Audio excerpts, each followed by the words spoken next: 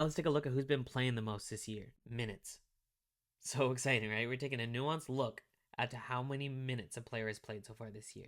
The first two columns here are just like the two from my last video. The first one compares a player's minutes per game to their team's minutes per game, and the second one, a player's total minutes played so far this season to the team's total minutes. One thing to keep in mind is that a team plays 5 players out on the court at a time, meaning for the duration of a 48-minute game, that's a total of 240 minutes played for the team. So keeping that in mind, a player can't have a higher percentage than 20% here, because 20% would denote that they played 48 minutes per game, 48 being 1/5 of the 240 total. We'll get into this scoring efficiency stat that I made later in the video. Focusing on this first column here, Tyrese Maxey has been leading the league in minutes per game, and it's been clear that the Sixers want to build around Tyrese Maxey. Here at number 2 is something that I found really interesting.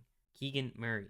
Only having played in 8 games so far this year, in those 8 games, he has the second highest percentage. I guess the Kings are showing some sign of direction by playing Keegan a lot when he's healthy. Luka and AR at number 3 and number 4. I think it's clear. They lead the way for the Lakers.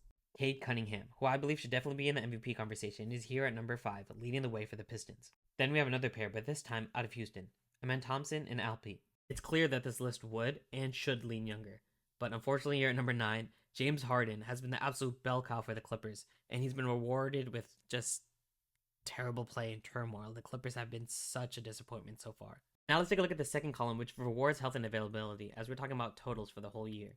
Tyrese Maxey finds his way at the top of every single one of these stats. Amen Thompson here at number 2. Again, young and probably the most athletic player in the league. Makes sense for him to be here. But Jokic at number 3. He sneakily just always does the most. The pair of Bridges here at number 4 and 5. I'm sure there's some pun to be had here about reliability and support. And still at the top 10, Uncle James Harden. Now let's take a look at the last stat, scoring efficiency. What I did here is I took the stat from the last video, the percentage of a team's total points per game that one player has scored, and divided it by the percentage of the team's total minutes per game that that player has played. What this tells us is a player's scoring efficiency relative to their team's average. The higher this number is, the more points they're scoring per minute compared to the other members of their team. This really highlights how valuable the scoring output is to their team. Getting right into it, it feels like Giannis is the only thing the Bucks have offensively. Shea here at number 2, again, is just incredible what he does with the minutes that he plays. He's so efficient. Luka at 3, Steph at 4, and Donovan Mitchell we know has been carrying it for the Cavs here at number 5. 8 and 9, Michael Porter Jr. and Cam Thomas. I think this puts some validity to their desire to be such ball hogs on offense.